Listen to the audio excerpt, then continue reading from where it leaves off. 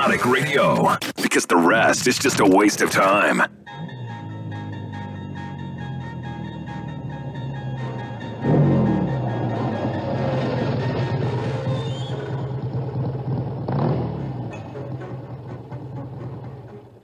You're cruising on a motorcycle through another dimension and time. A dimension not only of beer and rock and roll, but of twisted minds and sexy women. A wild journey of crazy imagination that has no boundaries. There's a warning, a sign up ahead. Your next stop. The Zig Zone. The Zig Zone. The Zig Zone. What the hell? It is another Manic Monday. Man. You know, the heat just started. I'm already fucking over it. Yep. Done with that shit. I'm just freaking saying, dude. Over it. It's, you figure if it's 108 degrees outside, in my service bay, it's probably about 110, 112. Yucky. So it's still a couple extra degrees. I mean, obviously, we're working on hot bikes. And, you know, the bikes come in, the people ride them in. Okay, let's bring them on the back. Let's get them up on the lift, start wrenching.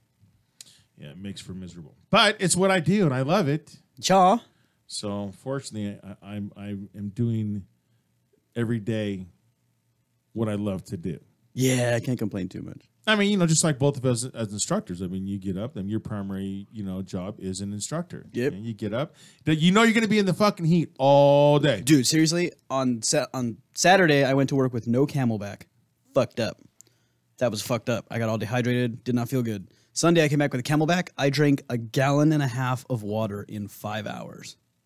I kept track. I was like, look at this giant-ass bottle, and I drank that plus, like, 4 water bottles. I'm like, you gotta be fucking joking me, dude. Yeah, because when I came in on Sunday... And I was still thirsty. I'm like, Jesus. Yeah, when I stopped in on Sunday, because you were just doing extra, you were finishing up the last exercise before your eval. And you might as well put that Camelback just right into your vein. No shit, just IV me. With ice water. Do it. Oh, shit, you know, I didn't even text Allie and Dave that I brought the projector. I totally forgot. What the hell, man? Totally forgot. I'm fired. Whatever. Yeah. Hey, Mikey, what's it, Gandalf, what's it like up in the high desert, dude, right now? I know it's got to be hotter than down here. It's hotter and is more humid. Oh, that sucks. Yeah. Bro, we're going to talk about humidity in a minute. The humidity on Saturday, and Shay will tell you he just left, but on Saturday, the humid was so bad at the Chalice up in Victorville is where it was.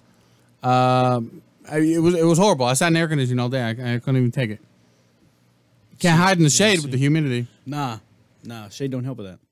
Dude, I enjoyed the AC all weekend. Saturday, I just didn't really do shit. You know, I think I went outside twice. I mean, just because I had to do some laundry.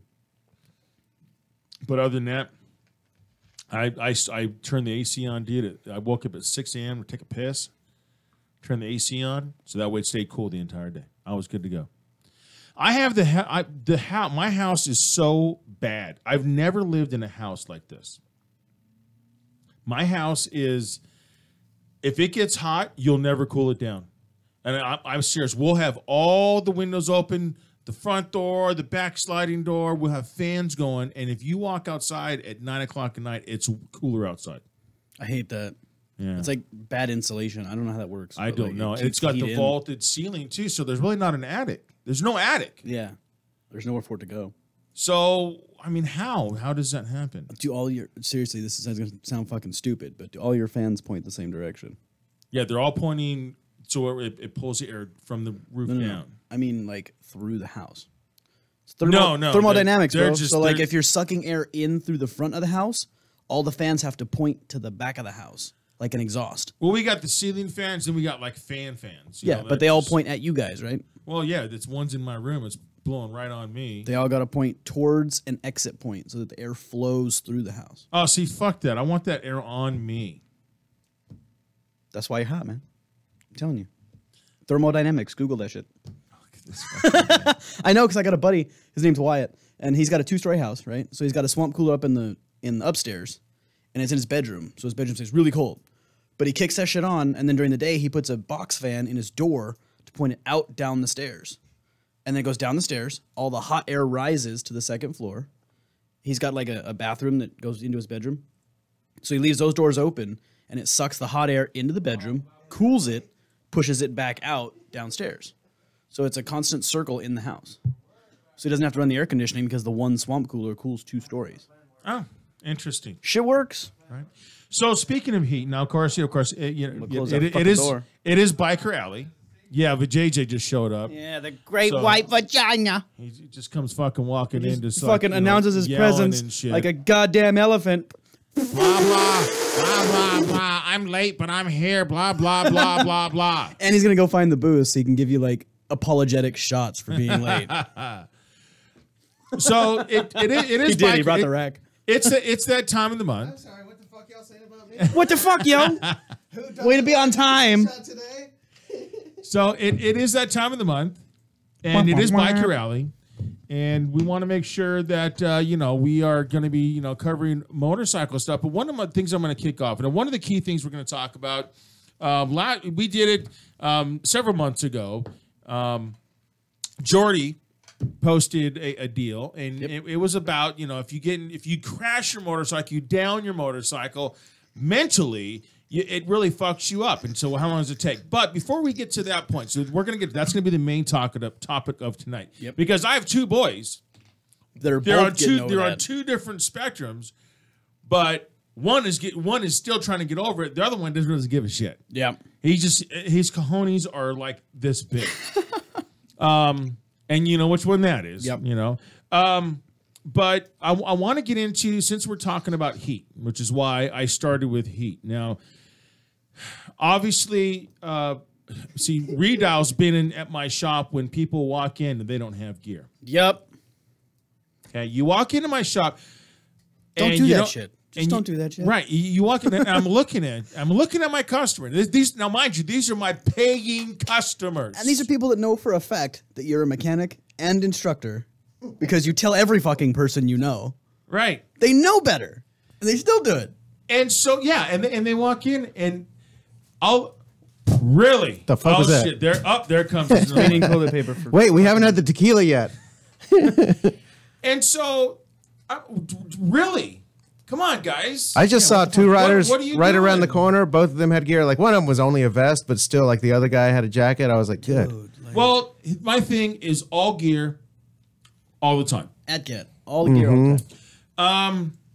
I try. And now I'm going to explain one of the things when it comes to heat, and this is one of the things that people don't realize. A lot of riders, and I actually thought this years and years and years ago. It wasn't until I actually became an instructor and they started telling you this. Because remember, what Redow and I teach, a lot of the stuff when we're learning, we're like going, oh shit.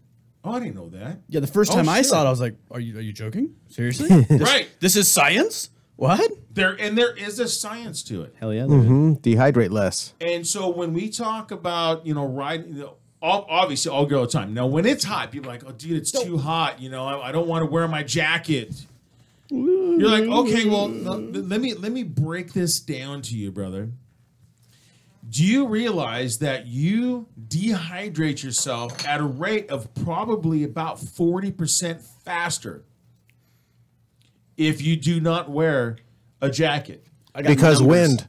I got numbers to go with that shit because I've been reading articles and posting shit for like a month about this. And here's because if you have a jacket on, you're sweating. When that wind's going through, it's keeping you cool. So you're not sweating as much. Yeah, you're sweating, but you're not sweating as much. Now, if you don't have a jacket on, you're literally sweating, but you're riding and it's drying it up really quick. So what does that force your body to do? Sweat more. Sweat more.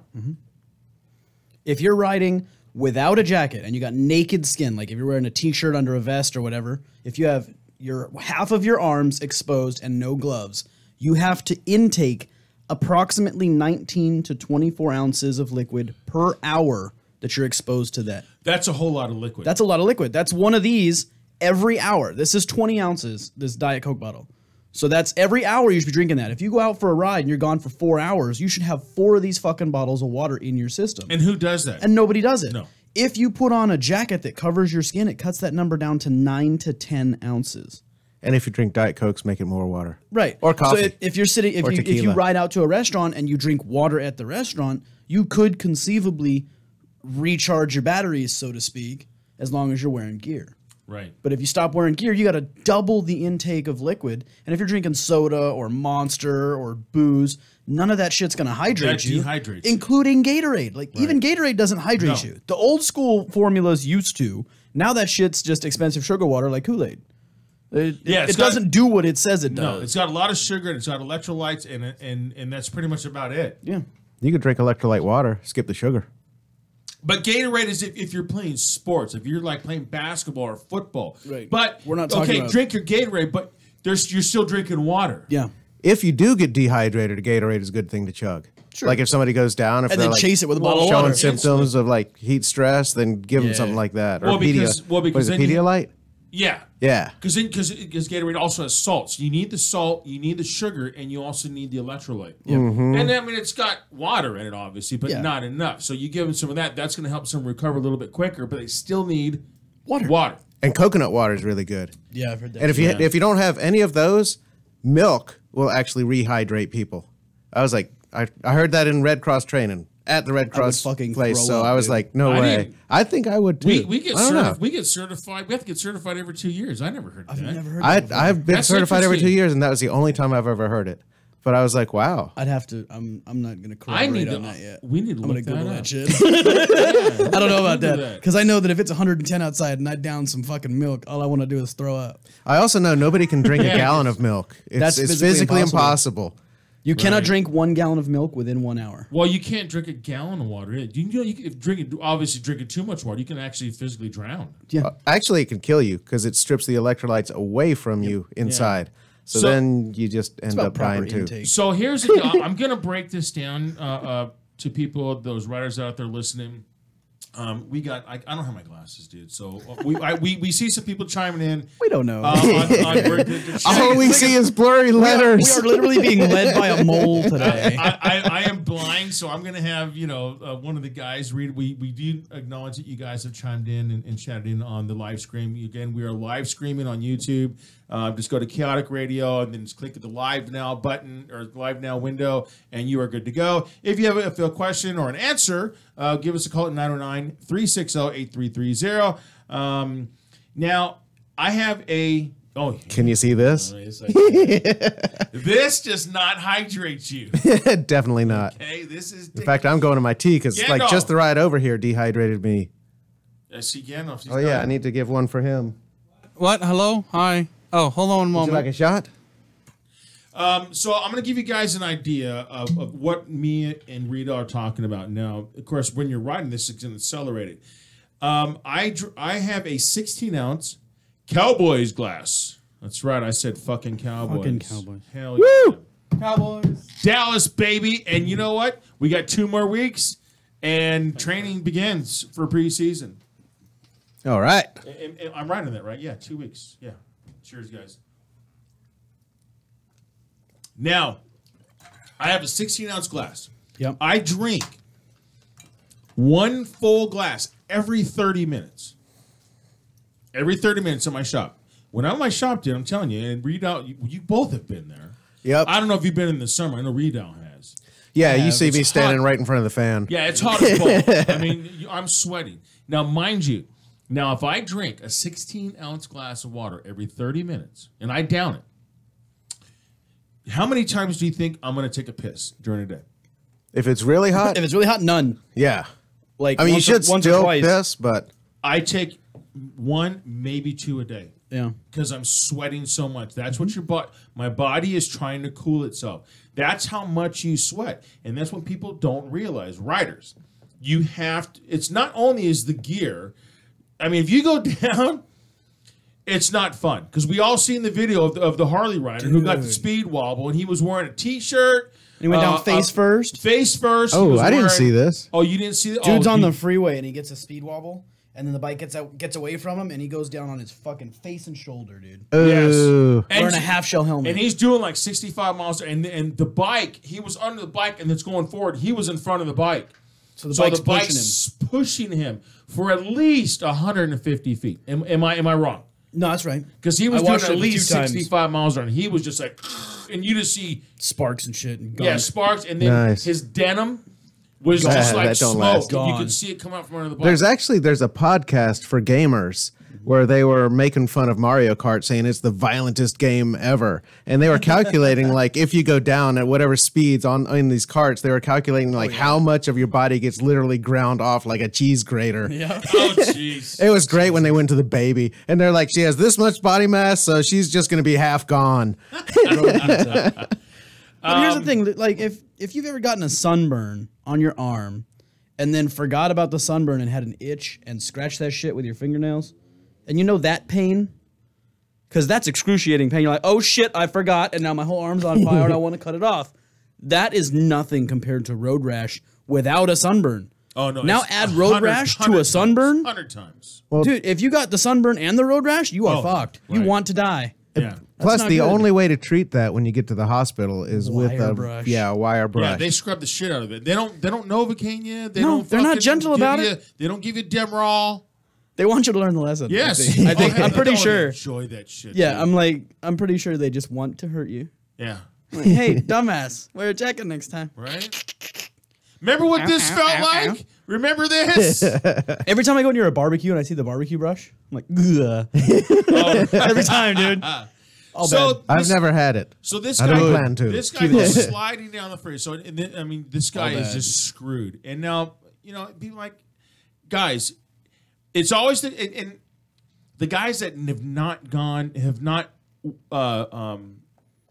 felt what road rash, even a small bit of road rash is like, dude, it hurts, and it takes a long time to heal because it goes down into your fat tissue. It's not just your skin. No, it exposes nerve endings. Yeah, And it goes down to the white meat. yeah, Ooh, that sounds good. Even on like dark guys, it goes down to the white meat.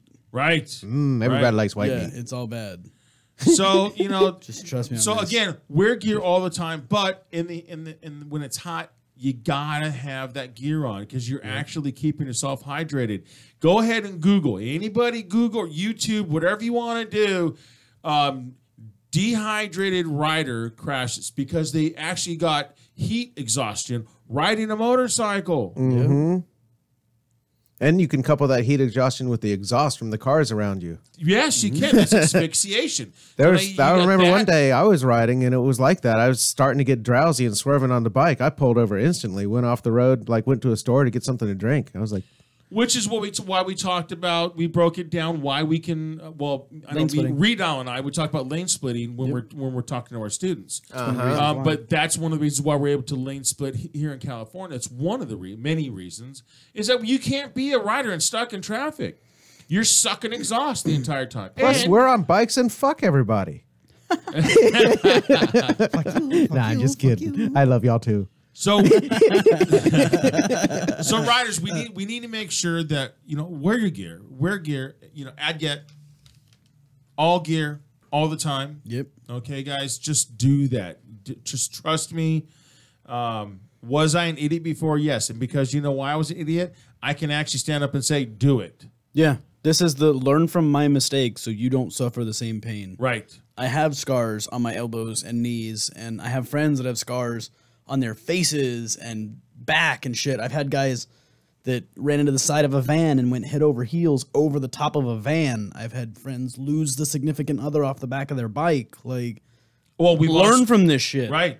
Don't let it happen to you. Don't be the guy. And one of the common I got a look cool thing when you ride, because you ride a Victory. You also have your Victory. But is it gear does Vegas, look cool. right? That's a highball outside. Highball. Yeah.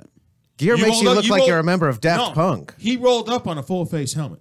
I wear that modular. It's a HJC modular. It's still a full face yeah, helmet. Ice Max 2. But I wear it all the time. Yeah, it's a full face Dude, helmet. seriously. If the it's called most Ice Max, does it expensive have air helmets I've conditioning? seen. Shut up, fool. The most expensive full face helmets I've seen are like what, $800-900, something like that, with like the Shoeies and Arise. They get up there. I've seen some that are 4 digits online, but I've never like held it in my hand. But that's the point: is these expensive helmets cost what, $800? But if you catch a rock in a helmet, you can replace an $800 helmet, or a $40 lens if it hits the lens. If that same rock hits you in the mouth and shatters a few teeth, now you're fucked. Like now you got to pay for teeth.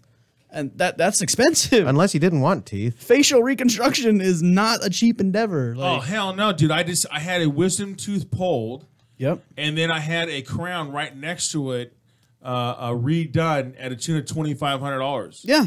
So That's I two can't even- I teeth in can't the even- back of your mouth. Yeah, and I can't even imagine if I went face first into the back of No, Jordy. that. Jordy can tell you how much that chick. Well, he, He could if he was here. He works for a very good company and some very good Yeah, demo no coverage, joke. but it's not cheap. Actually, the person chiming in was actually thinking it was Is that him? The Cannabis Council. Oh yeah. Hey, but you can still hang in What's up, boys? because I still like to indulge in some cannabis, and so does VJJ. No, I don't. Not you know. It's like, psych. Fucking guy. Just kidding. But I know Riedel don't. Nope, sure don't. But hey, yeah, stick around. Hey, I have a question. Was it Hugh? Hugh, do you ride?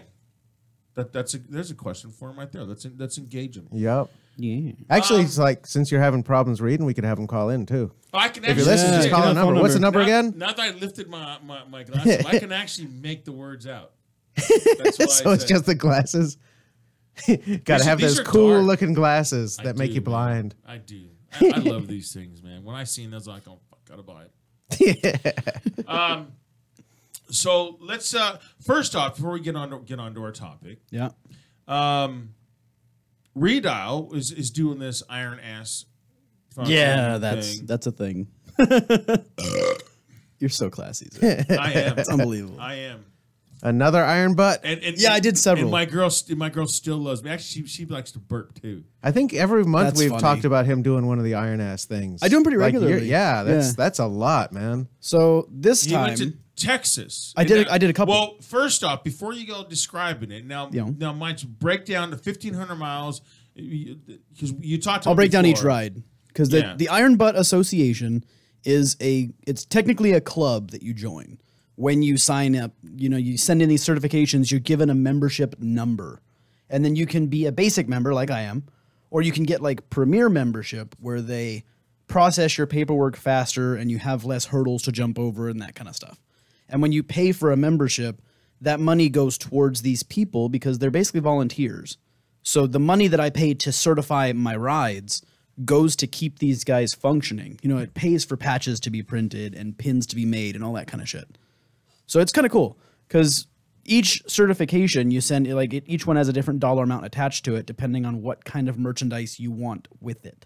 Okay, but I'm talking about the miles. So Okay, now so you the got- shortest ride, there's a whole bunch of them, but the shortest ride is Let's work it up to the one you just did. Yeah, so the Saddle Sore 1000, that's the beginner, that's the basic. It's 1,000 miles in a 24-hour period. From there, you have the Bun Burner, which is 1,500 miles in 36 hours. And then you can link those together. So you could do like a Saddle Sore 3000, where you do 1,000 miles each day for 3 days in a row and certify that.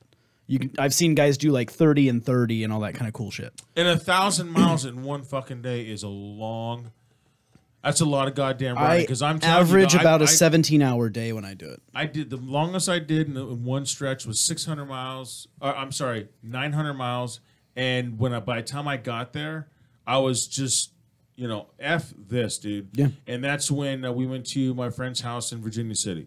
So it's 900 miles. And, dude, we get there. I don't even want to ride there like, hey, let's ride down to Virginia. Let's go down into town. He's like, I think I it's want to not gonna- lay down for a little It's not bit. going to happen. I'm going to sit here. I'm going to drink my beer. I got this bottle of tequila right here. This is all I'm doing. Nice. All right. So, anyways, Yeah, so that's the short ride is 1,000 miles in 24 hours.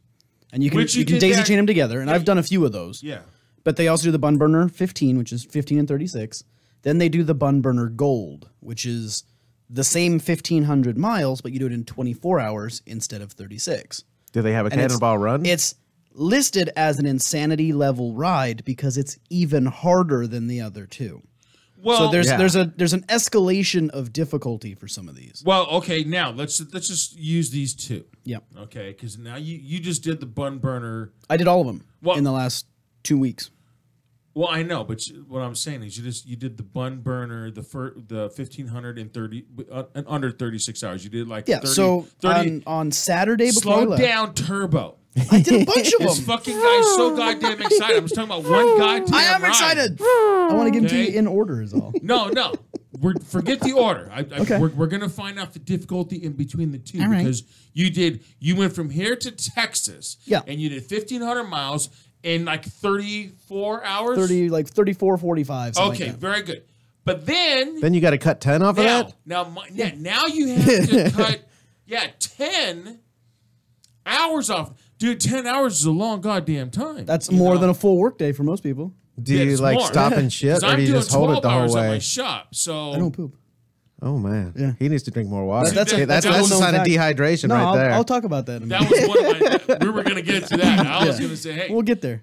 so you went there. You went from here to Texas. Now, mind you, now it's hot. Now we're in the fucking summer months. Oh, and you bro. had to drive. You had to ride through Arizona. I don't give a fuck about New Mexico Yeah. and Texas. Yeah. I'm talking about Arizona. Yeah, We all Arizona know that's is. the hell pit of the United States. It was hot.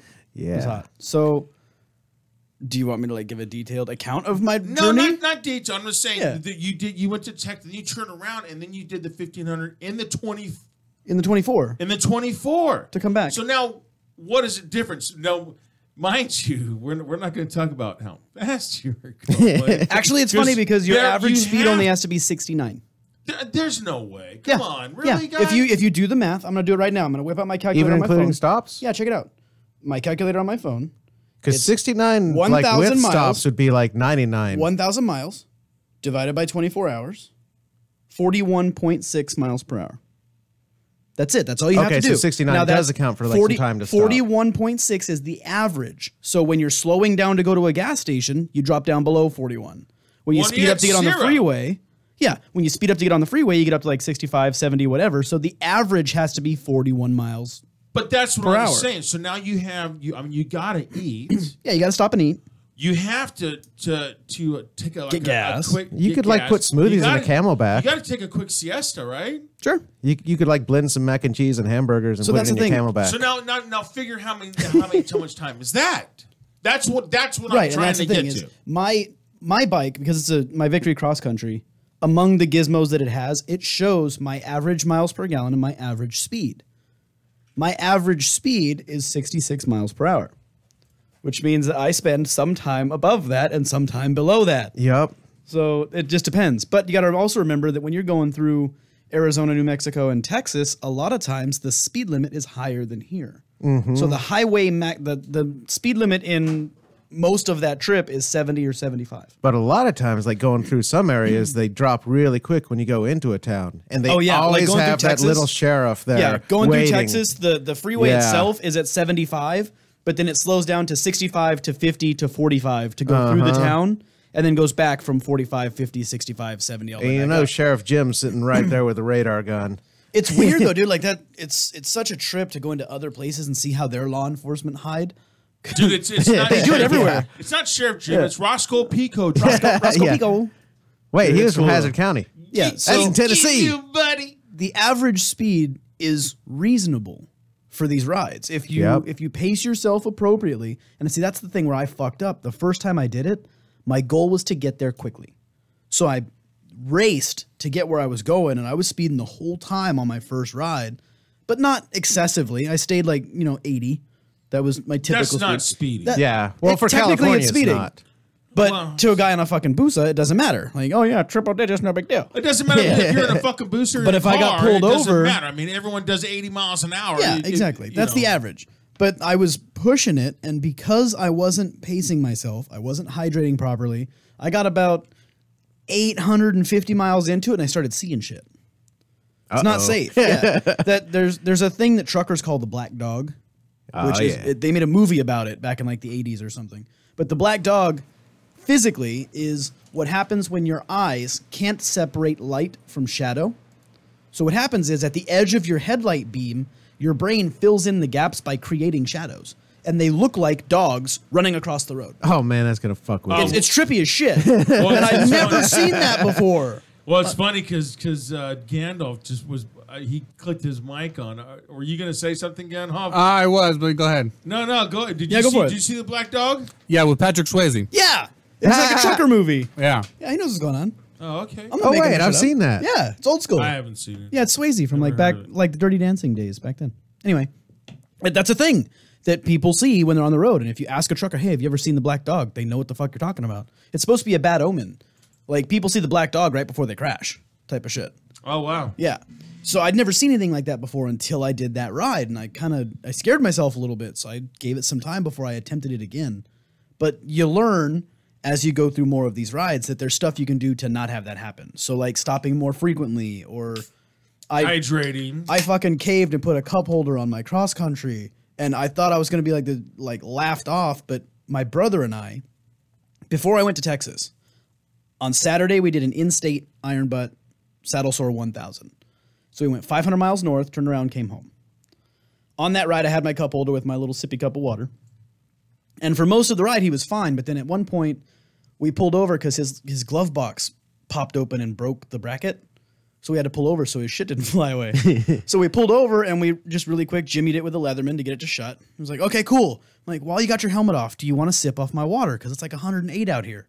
He's like, yeah, cool, whatever. And he took the bottle and he sipped on it. And they looked at me out of the side of his eyes and started to walk off with my fucking water bottle because he was going to keep that shit. Like, no, give me that back. He's like, dude, that just changed my life right there. It's amazing. So on the trip to Texas, I had this cup holder, and every gas stop, I would put ice and water in the bottle, and then whatever was left, I would just pound it real quick. So that way I had water on the trip. So every like 30 miles, I'm like, let me take a sip whether I'm thirsty or not, just to keep water in me. Yeah, keep yourself hydrated. Yeah, well, and I was also, when I got into Arizona, New Mexico, Texas, the temperature was steadily above 100 degrees. Oh, this fucking guy. Look at this fucking guy. So it's steadily above 100 degrees. So I'd take my flannel off at the gas station, put it in the sink and soak it, and then put it back on and go. And I'm hydrating. It keeps you cool for like 70, 80 miles just having a wet shirt. It was amazing. Oh, look what you Yeah, here. it's well, you started out with I was going to say something else and I completely drew a blank. Yeah, Scott McLaughlin's in the fucking house. What's up? This guy thinks it's the goddamn drum clinic. Well, now same with you when you fucking have a goddamn biker alley. You talk bikes half the show and then let's get into Let's talk about Trump and Hillary. No, let's not. All right. So yeah, long distance riding. The thing is you started out and I see that you had your brother and another buddy. Oh yeah, we did a different ride where we went to Tombstone. This was on this line. Well, is that all as far as they went with you? Because you kept. No, or did you just post this? See, that's my point. Time? I went on an iron butt with my brother on Saturday. Got home Saturday night. Sunday and Monday I was home, and then Tuesday morning I left for Texas by myself. Oh, see, fuck that. 2 different rides. Yeah. So on the ride to Texas, I actually hooked up with a couple of guys that were at Needles. And they happened to be going the same direction as me. So I rode for like 200 or 300 miles with some guys I didn't even know.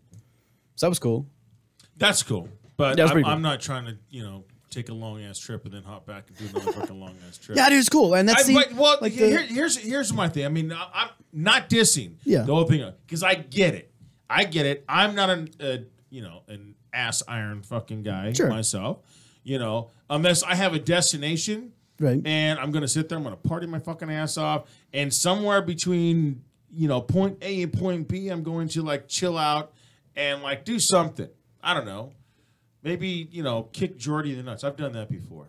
Well, see, I'll tell you about the whole trip in a minute because I did some cool shit while I was there. I didn't just Well, go. you couldn't do it, but while you were there. But once you started the whole thing again, there's no scenic.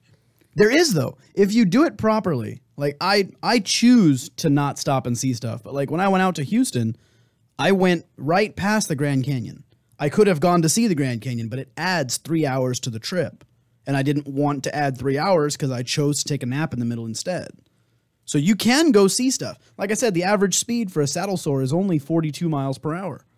So you can cruise like a grandpa and still do the mileage in the time frame and go see stuff. Most of the guys who do iron butt style rides go see national landmarks and stuff.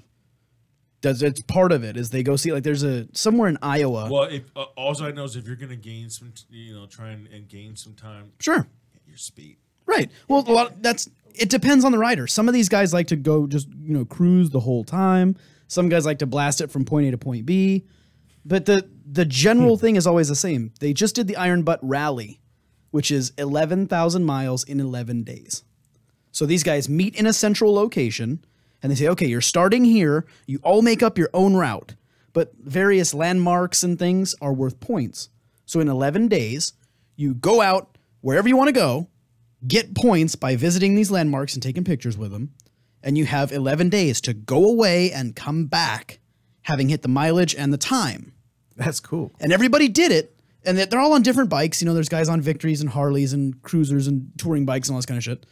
But it's cool because before they did it, they interviewed some of these guys that have been doing these rallies every year. And one of the guys, I can't remember his name, who they interviewed, but he's one of these guys that's been doing this for like 15 years. And they asked him to like tell his story. He's like, well, you know, people ask me all the time, why do I do this to myself? And I sat down and thought about it, and really, I do it because it's hard. And I think everybody should have something in life that is hard to do. So when you accomplish it, you can say, yeah, I did that thing. And that's what it is for me. I get it. Yeah. I get it because, me and my sons, we're going to track day. Yeah. On September 16th. Mm-hmm. I like to do that. It's not 11,000 miles around. It's sure not. It's pushing your bike to limits. And I get it. And that's what gets me off. But I'm telling you, 11,000 miles in 11 days. That's a lot. I would not do it. I wouldn't even drive. That's what I was going to say. I wouldn't even drive it. No. even if Scott said, hey, Zig, you know what, dude? Let's hop in my fucking, my van, and we're just going to do 11,000 miles in 11 days. I'd be like, oh, fuck off. That's not going to happen. What if it's a cannonball run and you get $1 million at the end? I was going to say, what's it pay? But I get it, That's though. more than the You know cannonball what I mean? run. Because you know what? Everybody has their feed. But you know what? I can definitely fucking respect someone who's going to do that much riding. That is a rider. That is someone who loves to ride a motorcycle so bad. You know, I mean, if I don't ride my bike after like 2 or 3 days, I might as well be like some kind of junkie, curl up in a corner, sucking my thumb. Yeah, you know what I mean. I have to ride. I get it. So I get it. So but I'm just not at that spectrum. But I mean, of course, I'm not Mark Marquez either. Right. I mean, I like to go to the Exactly. track, and I like to get my groove on. I like to drag my knee on the ground. Right. But I sure as hell ain't trying to be Mark Marquez or Valentino Rossi. No.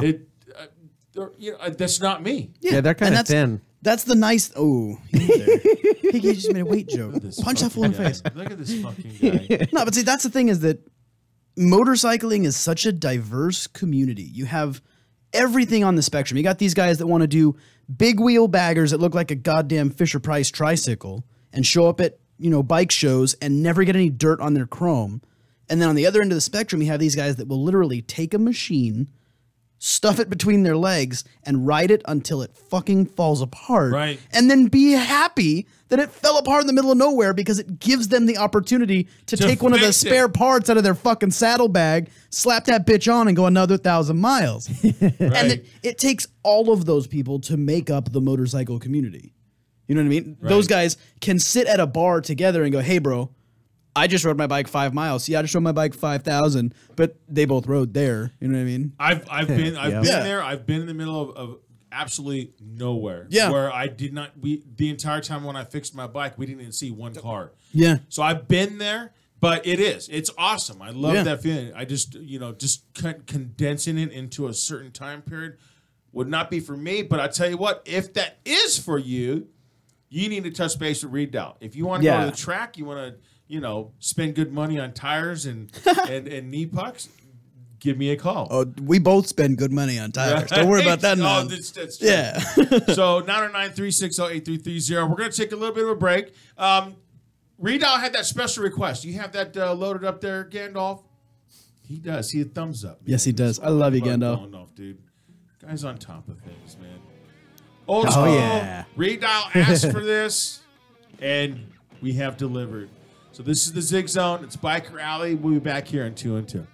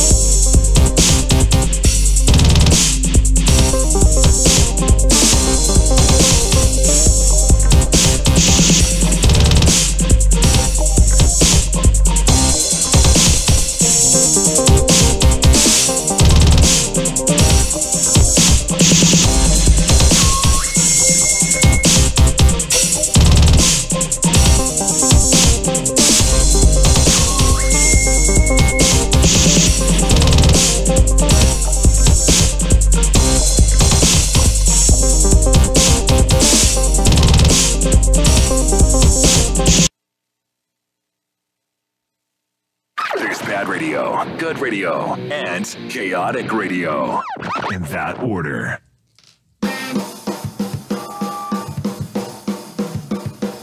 All right. Can you dig it? I can dig it. Yeah. We're back with the Zig Zone Bike Rally. Yep. We've got, of course, Redial. What up? Been here for, since day one. Since inception, yeah? Yeah, since Bike Rally started, yeah. Yeah, buddy. And then, of course, we got Scott McLaughlin. Drummer clinic, but, he just wants to, he just loves hanging out with me. Right. He's like, fuck traffic. I'm coming in here for a while. I was in the neighborhood. No, I was just up at the Yard House having dinner. So I was like, fuck it. There you go. What are you doing? Wash it You down bored? with a beer and a shot. Irish nachos. Yes. And, of course, we got JJ in the house, and, of course, Gandalf. We do have some tickets. There's a beer fest going on. Yep. So Live Nation. I'm going to let Redial take this one over. Yeah, LiveNation.com gave us free tickets to hand out to folks. It's for Riverside Beer and Music Festival at the Riverside Municipal Auditorium on Saturday, July 22nd, 2017. These are just general admission tickets, and we've got like a fat stack of them. So I don't know who they ask about that. You? These are free. If you want to call in, 909-360-8330. You want to chat in on YouTube, go ahead and let us know. Hey, how many tickets do you need? Yeah, claim your tickets, and we will deliver them by motorcycle. Yeah. We could have people call in. Redial will deliver those by motorcycle. Maybe, if you're lucky. You can come down to the station, pick them up, but they're free. I mean, if you want 5 tickets, you want 10 tickets. I've got a fucking metric shit ton of these right now. I'm about to take some too. We have a whole stack. I'm taking a couple myself. And it's a beer fest. I mean, who does not want? It's not like beer, and who does not like music? You put those two things together. Right. Can't go wrong. See, I looked over at Scott. My eyes just lit up. Because the next thing in that order is boobs. Right? it's only a matter of time before the boobs come out. Which is the blessing. Oh, my goodness. Is it Ron White that said men don't care, we want to see all the boobs? Yep. Even if they're old lady boobs, like, yes, I want to see them. Okay, cool. Now I've seen them. Put them away. Show them. Oh, wait a minute. Show them to me is fucking funny as hell. That is a great song. Show them to me. But I'm saying it's all bad. There's a limit. Yeah, there's. Yeah, I don't want to see all the boobs. I went into Walmart, dude. Of course. Flapjacks. It's going down. Has-beens. Here's the thing. I am not the most shapely motherfucker, dude. I mean, no kidding. Back in my day, dude, I was in great shape, and my boys keep fucking showing me pictures. Dad, you could get back to this. No, I can't, son. I'm almost 50 fucking years old. You don't fucking understand. Okay? Age catches up to you. Now, could I get close to that? I probably could. Do I want to? I don't give a fuck now. All right? What have I got? Another 20 years? Who gives a shit? Am I going to get in that kind of shape and like fuck some kind of like young rock star or something? No, I'm not. I don't give a fuck. Nah. So I'd rather die fat than happy. Right? I love a medium rare. Skinny people are always fucking miserable, dude. You ever talk to a skinny person, especially when they're eating their fucking rabbit food? Do they look fucking happy to you? Never. But then you go talk to some fat guy like me or fucking Bacon that's sitting there with a steak and potatoes. We're fucking happy people. I'm happy. Yeah. Give me carbs. Give me fat. Give me sugar. I don't care. Don't care. As he's drinking the Diet Coke. Yeah, I'm trying. Notice I paired the Diet Coke with the sharing size M&Ms. Right? Actually, he's got M&Ms with peanuts, so there's protein in it too. That's a meal. Fuck. So I lost my direction. The serving size on this thing is half a pack. Oh, beer and boobs. Beer and boobs. So, anyways, I'm in Walmart. Serving sizes And are lies. Here's the deal. I'm not going to wear a shirt or, like pants.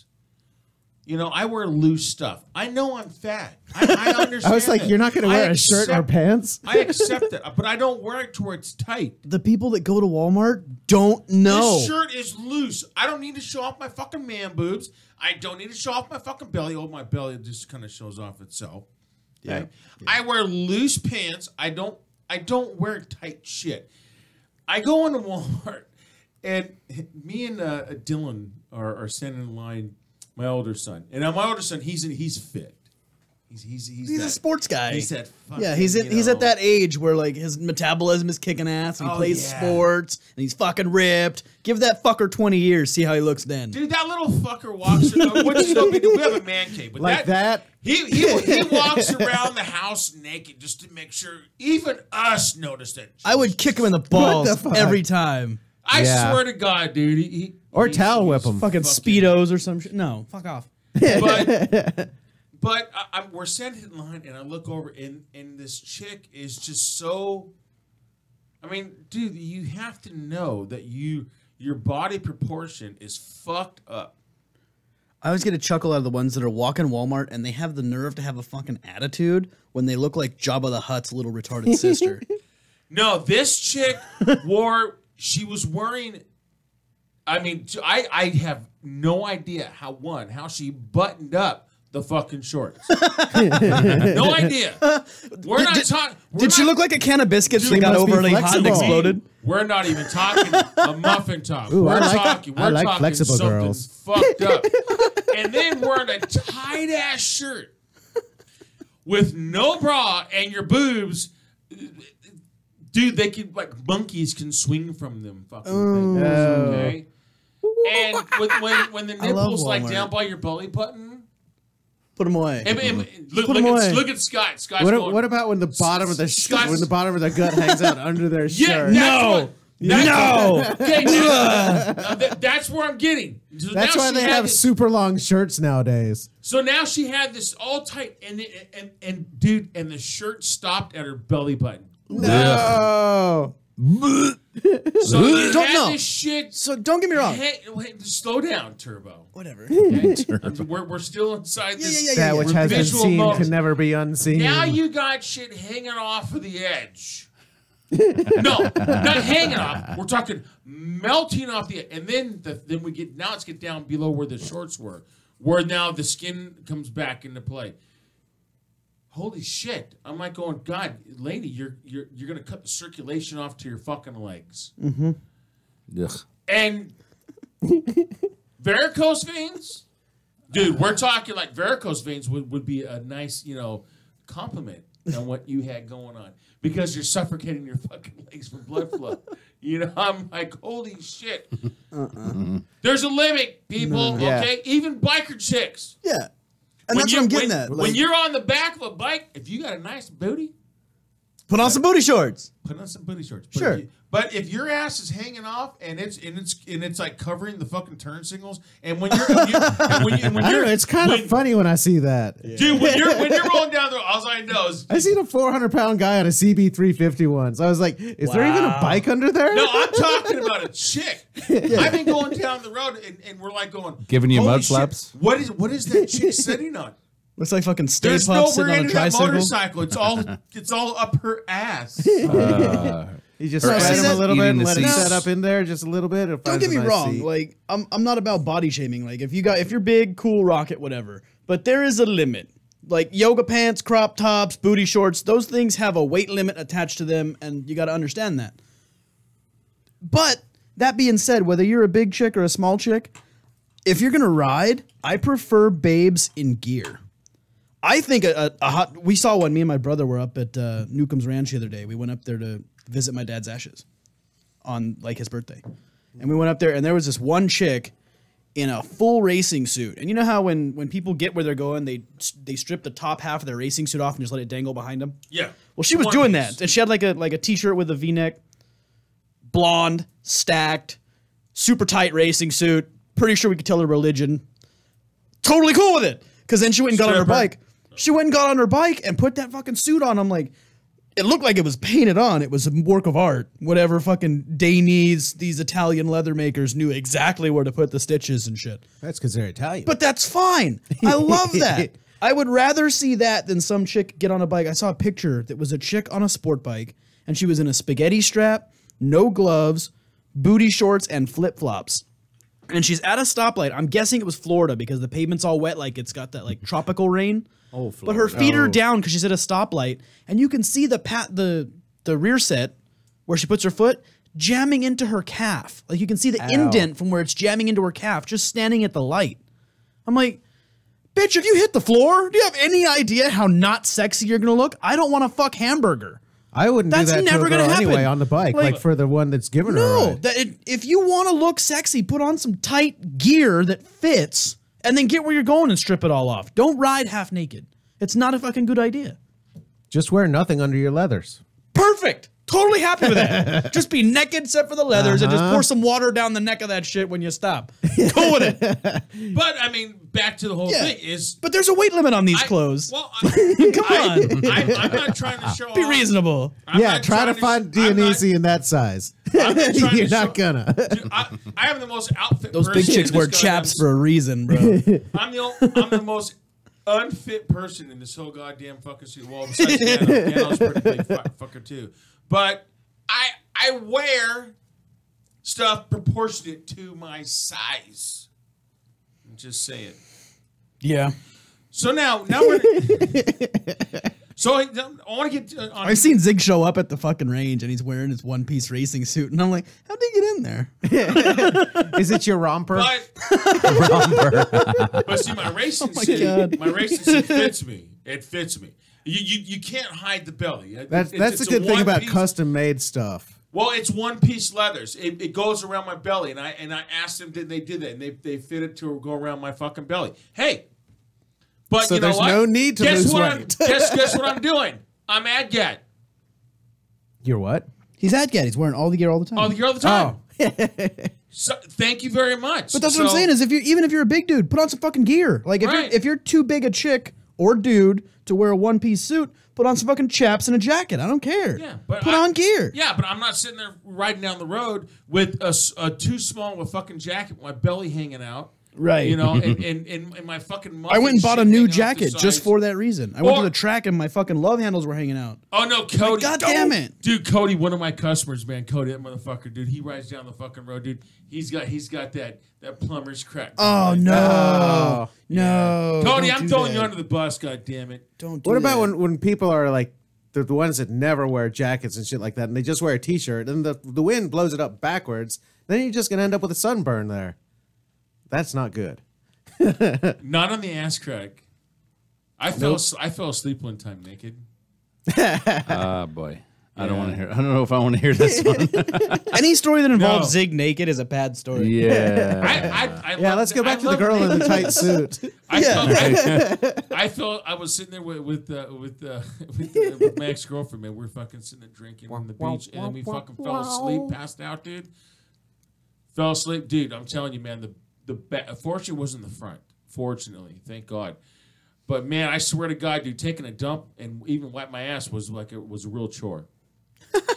So, anyways, so now we're gonna get to Fuck. to the topic of tonight. Now, even if you drive, and let's get to the point where if you have an incident. Now, it's obviously more for a rider than it is for a driver. I mean, people get into fender benders and shit all the time. There's one of the things. There's no such thing as a fender bender for a motorcycle. I don't give a fuck if you're doing 5 miles an hour, because with me and Redial as instructors, we watch people fall at 5 or 10 miles an hour, and some serious injuries can occur at that speed.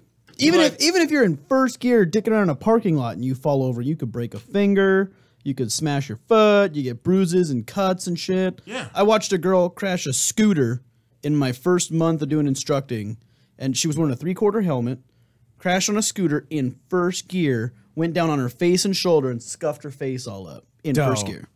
Asphalt. It's not giving. Shadowing, is that what was the one that was after? I think I was still shadowing at that point. Yeah, because I was like, "Oh, let me get the Band-Aids," because she was cute, and I was trying to like patch her all up. That's right, because her mom was there. Oh yeah, dude, her mom is there watching her ride, and then she fucking crashed face first, and I'm like, "Oh shit, how professional can I be?" So I'm like, I'm there with the first aid kit, and I'm giving the girl the Band-Aid because I don't want to touch her in front of her mom. Like, I'm like, I could just stick the Band-Aid on your face, but I'm gonna let you do it. Like, it was, oh my God, it's so funny. That was classic. Hey, have you ridden a bicycle before? No. She'd never ridden a bicycle before. And then she's like, I need a scooter instead of the motorcycle. Like, darling, just ride the damn motorcycle. Trust me.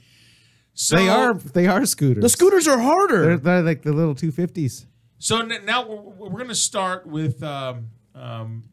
So if you go down, now we're talking like regular highway speeds, freeway speeds. You used to ride motorcycles too, Scott.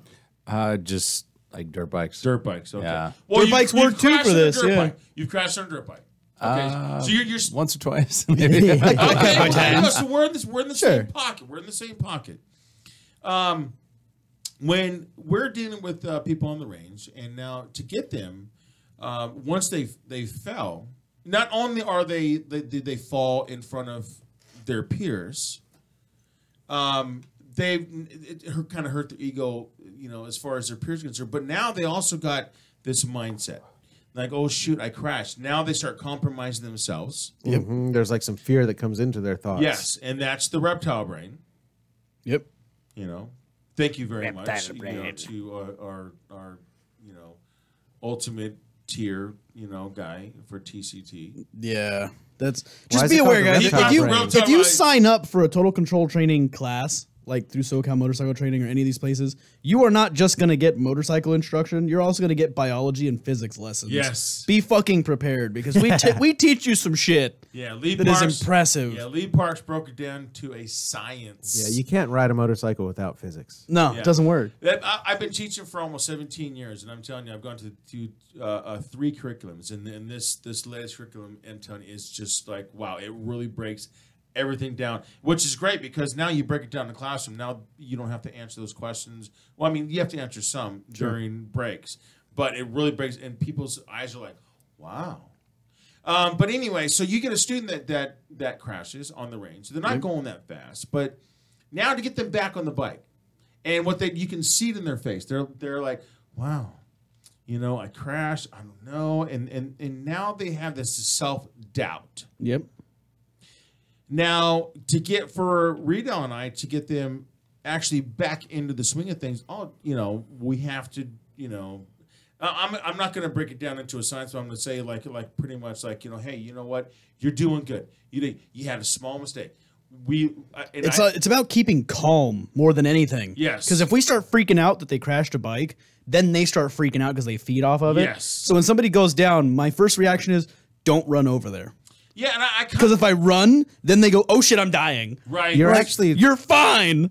I'm just trying to get over there. You're absolutely correct because that anchors in whatever state that they're in. Yeah. Yes. And that solidifies it in their brain. We walk over there. Well, I mean, unless they're really fucked up, we can tell. Yeah. But no, it's very no eyeballs hanging out. You're okay. Yeah, I mean, it's usually they stand up. Yeah, they're like, oh shit, they're trying to pick the bike up. Just stop. I got it. It's cool. Right. We walk over there. We stop everybody. It's no big deal. It's all relax. But to get them back into that mode to riding it's a difficult situation. Yep.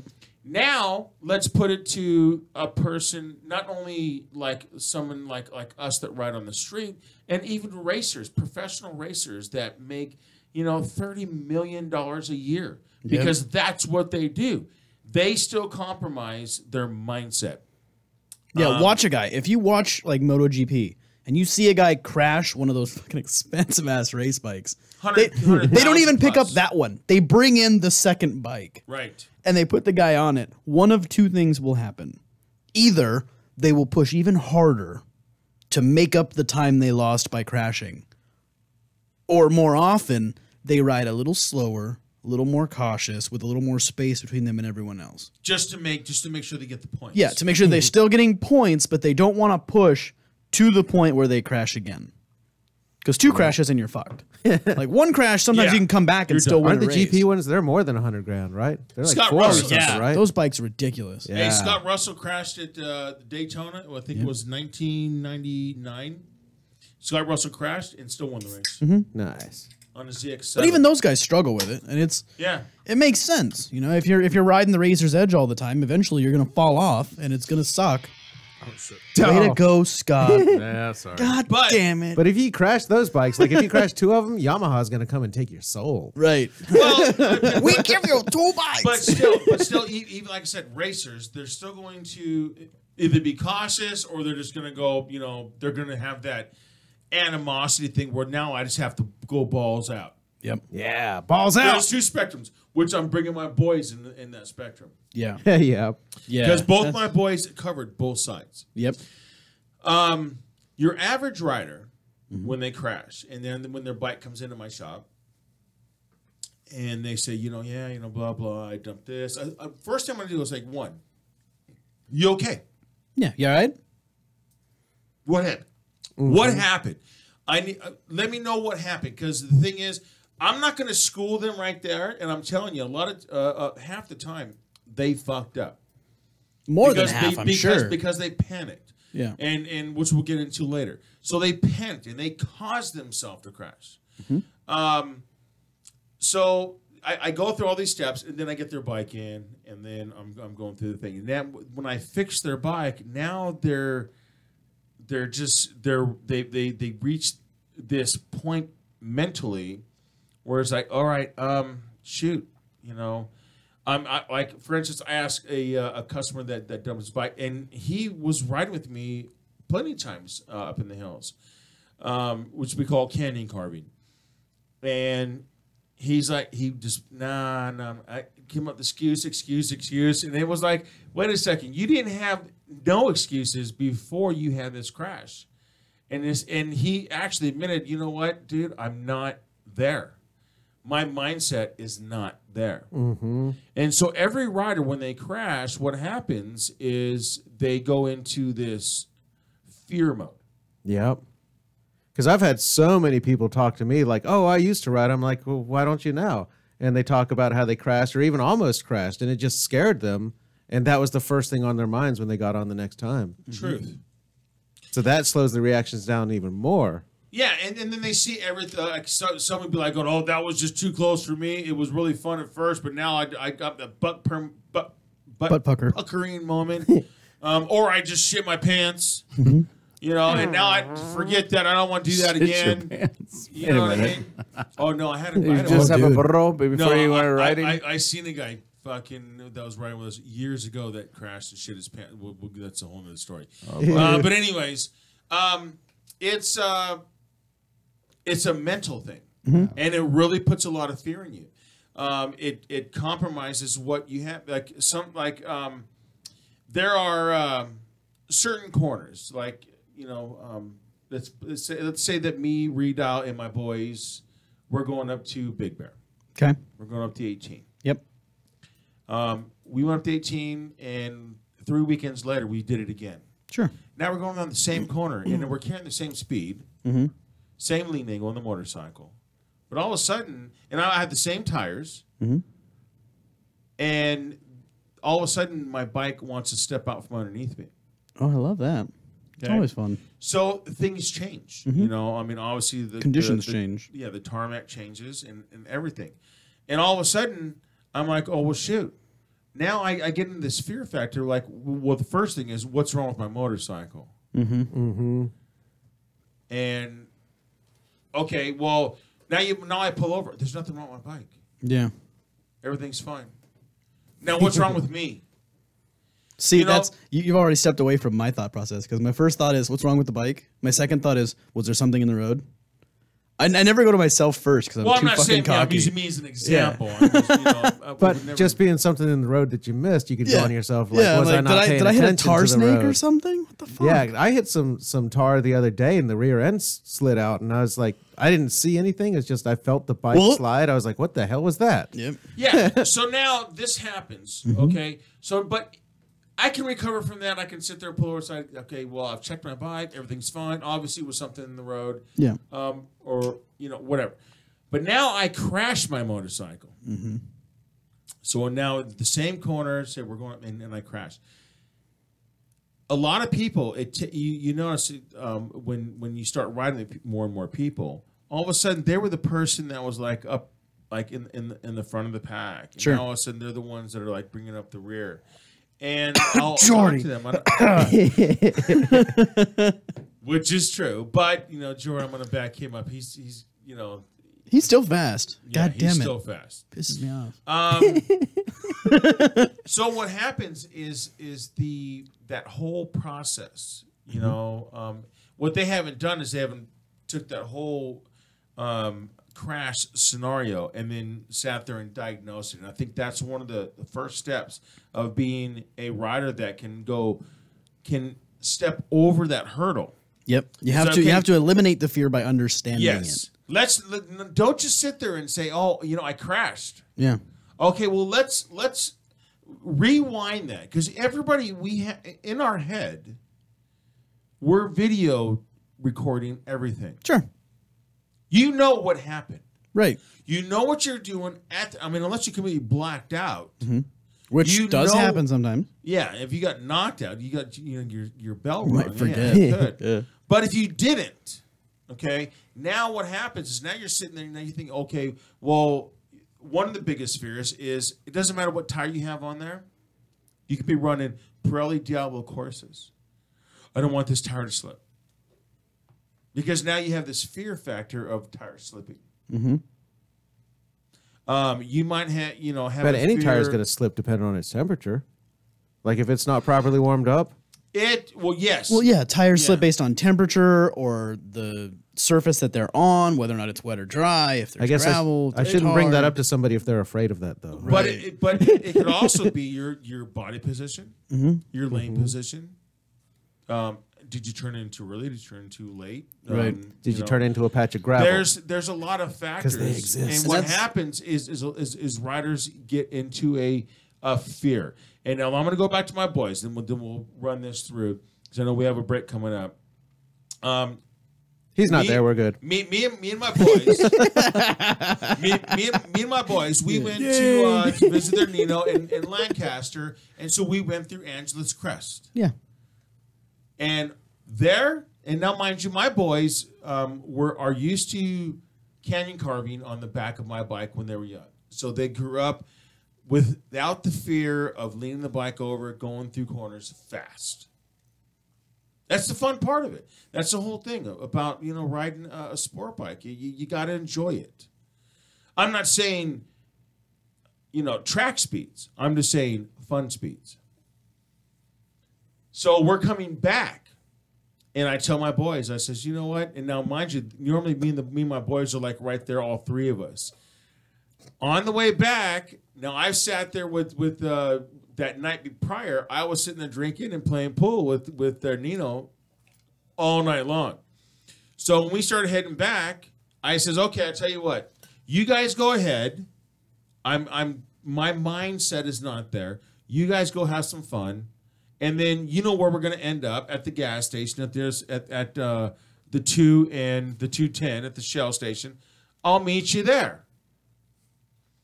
So we take off, and I get I wave the boys by. I get 10 miles into Angela's Forest Highway, and all of a sudden I see my son Drake in a turnout up on a berm, a dirt berm. It's when they dig out the turnout. That's where they push the dirt. On the other side of this berm is a 60-foot drop. So he's sitting on top of this berm with his bike. I mean, the tires ain't touching nothing. So what he did what he did correctly is he straightened up and he rode it out. But he did lock up the front. He was smart. I've educated my sons, and so he didn't do the wrong things. But what he did do wrong is he went into a blind corner too hot. Mm-hmm. And so now now when the last few rides we've done, he's not at the same pace as he was. Because now all of a sudden he realized, you know what? Maybe I'm riding over my skill level. And now he's, even if he's thinking at his skill level, now he's like, well, maybe I'm going to drop it down a little bit more. But now you know what the bike's limits are. Once you've done that, you could use that to your advantage too. Well, the thing is, what I've tried to do is I tried to, okay, well now Drake. So we've sat down and we talked. What did you do? Let's go back to the whole scenario. Let's replay this in slow motion and think about what you did. And so the last ride we went on, You know, obviously we're leathered up because we showed up at the range. You know, with my fat ass and with my custom leathers. Yep, I remember that. It's Valentino Rossi. Oh wait, And I had to piss real bad. I'm running across the street. Dun, dun, dun, dun. But you know, he started picking his pace up a little bit more. You know, and back to what he was. Now Dylan, he goes around a corner. As soon as his knee touches the ground, he's a little too hot in that corner. He knows it. So he's just pushing it. And he's right in front. I'm watching this. I'm watching him do this. I see him get up. He gets his knee his position out, and the bike starts to go down. His knee touches, and then all of a sudden, I just see the bike slide. Oh shit! He's like a supermoto rider, isn't he? Yeah. But he on the CBR too. But he didn't. Yeah. But he did not. Did not try to overcorrect it. That's what a lot of riders do. Is they try. As soon as they feel the slide, they let everything go. Yeah. Like, no, don't do that. Sliding does not mean a crash. Yeah, no. So in a car, I can do that, but on a bike, he stuck to it. He stayed on the throttle to try and get that traction, but it eventually touched the frame slider and it lifted the rear tire off. Yeah, then you got no traction. Yeah, now he has no traction. But now we go out riding 2 weekends later, and he's just like nothing ever happened. Mm-hmm. You know, so we're talking about a mental thing where, you know, are you going to limit yourself? Now, is limiting yourself good? Yeah. It is good. I mean, because now if you're letting your reptile brain take over and you're letting the fear happen, then obviously, you know. So, Scott, so like you dumped a dirt bike. Well, yeah. I mean, it's just like going, like you're saying, blind turns. You go up a blind hill, and you're going to jump a hill. If you don't know what the fuck's on the other side, and you haven't been up that fucking trail, yeah, there's some out in Beaumont where people die because they just go launching off the side of a mountain. There's nothing, and on that's the other where side. you fucking eat it. So it's when you're going up something that you don't know what the fuck is on the other dark side, you're like, oh drop. shit. So you just got to chance it sometimes, and sometimes you are fine. Sometimes you're like, oh shit, what the fuck is that? Okay. And you got to stop and turn around, and then you're like, whoa, and then make a left. Okay, or right. so now you did this. You dumped your bike. Yeah. You crashed on the dirt bike. Did you?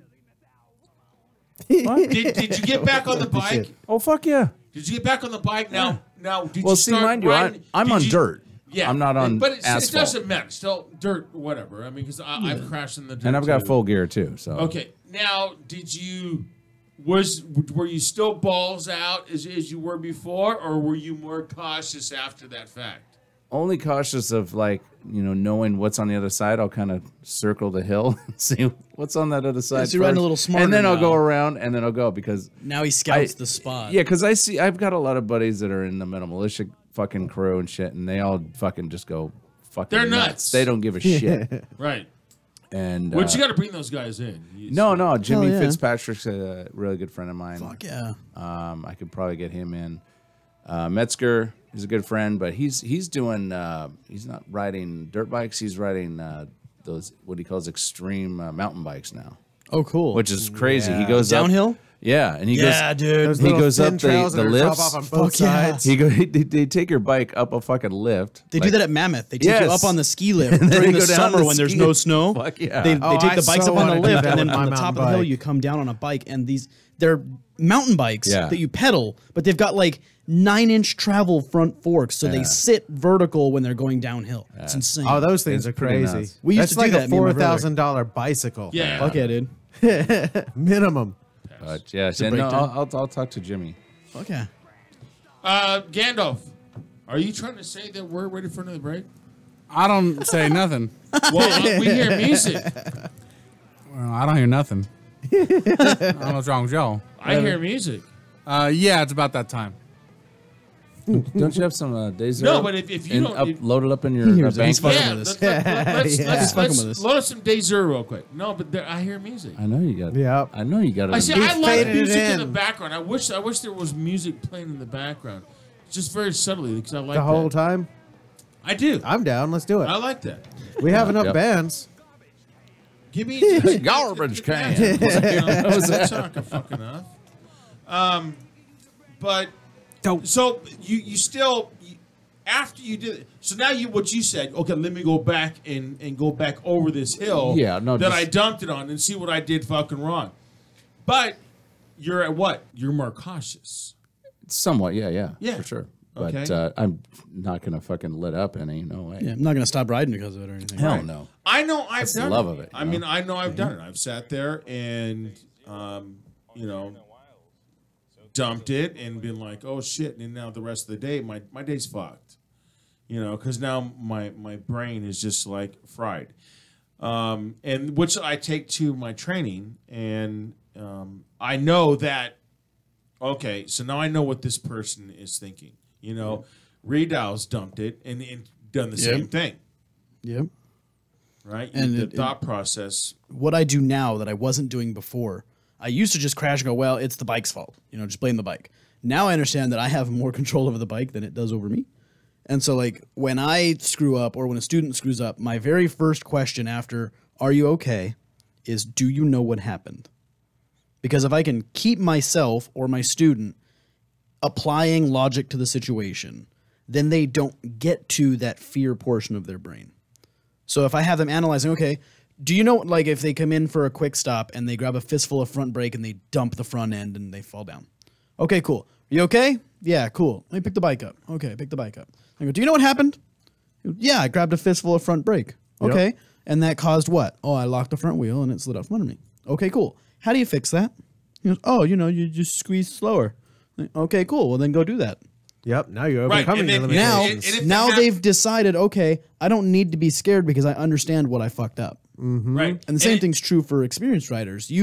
If you can stay in that logical portion going, okay, I came into the turn too close to the inside and that's why I shot wide. Or, I leaned the bike over too far without getting off the bike. So I fucked up my body position. I got crossed up or whatever. The more you're applying logic, the less you're applying fear. Right. It kind of scares me when shit doesn't happen. Then I'm like looking around like, How did I do that so perfectly and why was there no camera in that corner? That felt freaking good. But I mean, dude. just What the cornering, hell? just in general, just like anything, just like turning, like at a stoplight or something like that. Well, we can just get for JJ to go out, go ride with us. Yeah, good luck. Yeah, But, the canyon rides I haven't done. I'm all hung fucking over. Well, don't go drinking all goddamn fucking night the night before. If we're gonna go for a run. You know what I mean? That 'Cause, dude, requires self-control. I'm telling you. Reedial is one of the very few guys that's on a fucking bagger that is just sitting there and I'm like going, shit, this fucking guy's he's got it going on. I mean, I'm on a CBR 1000, but of course, he wants to keep blocking me. But It's easy on a fat ass bagger, it too. is. Once I get that's, past, I'm that's my okay. kick, dude. I like to take inappropriate gear to out of the way places. Like I know damn well my cross country does not belong on a track, but it's my bitch, and I make it do what I want. Well, but you can see because like the last we rode, it was a guy with the FZ. I think it was on an FZ09. Yeah. Yeah, and then I was hauling back with some buddies that the new boys guys. brought. Yeah. And we start heading up, and I'm like, okay, fuck it, it's time for me to have some fucking fun. And then so we go over, and Reedow's like, just like, bro. And I was chasing your boys, the little fuckers. Right. They know they're faster than me. Yeah, buddy. Boys. But you could see it. There was a couple turns where he went in, and he didn't have his body position far enough off the bike, and he started, and I'm like, going, okay, yeah, just throw some sparks at me. How far do you have to get go. off the bike on a bagger? Then More. Yes, you do. More. Then all of a sudden you see. Is it his like those body sail position ships where they're change. hanging all the way off on the Oh edge? no, dude! He No, once I found my nuts and I actually got off the bike, like if I'm on the cross country, I'm literally, if I go into a turn, my outside arm is basically straight. I'm doing everything I can not to lock the elbow because it's supposed to be slightly bent. the left or right cheek is the only thing that's touching the left or right side. Yeah, of I'm the seat. sitting on my saddlebag lid. Yeah. Whatever foot is on the outside is no longer on the floorboard. It's hooked into the edge of the seat, and I'm literally hanging off the bike Nice. to provide it with enough ground clearance to make the curve happen. And he's hauling, dude. I'm not fucking shitting you, dude. I'm completely fucking impressed. I bet that would be easier if you're heavier too. No. Really? Because if you're doing linked curves, then you have to transfer all that fat ass weight across the seat to the other side. You have to make the bike flick It's just over. a matter of sliding that fat ass over. Yeah, sure. You already don't want to do any fucking work, Tubby. No, yeah, that's one of my incentives to lose weight is I want to be better in corners. I'm like, this is 200 pounds of dude I gotta move. Well, September 16th, Streets of Willow. It's tempting. $140, dude. You ain't gonna get any cheaper than that, dude. Yeah, no joke. That's a pretty good price. September 16th, Track Experience. I think it's Track with an experience, not an Experience. EX. Trackexperience.com. Go on there. September 16th, me and my sons, maybe redial. Possibly. And then I've got a few other customers that are becoming out that day. It's only $140. That is so cheap. Dude, your average track day is $300 to $400. My only question is, why do they have to do it that weekend? It's on a Saturday, dude. Normally they're on Monday. It's on the Saturday that I'm in Arizona. Damn it. That's why just go out to Ocotillo and ride and it's free. Ocotillo's pretty cool.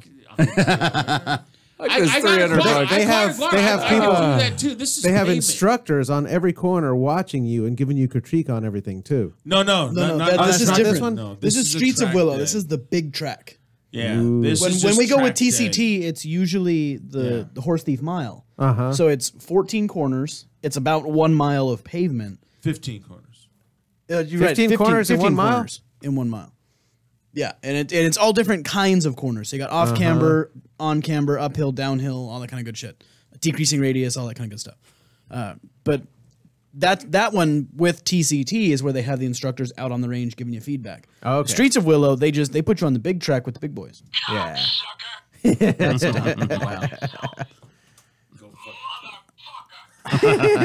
Zig's got a toy that flips people off with a motion sensor on it. I love it. For some reason, he thinks holding it up to the radio is a good idea. I'm just pointing at Hey, we do it Whatever. every week. The people on video can see it.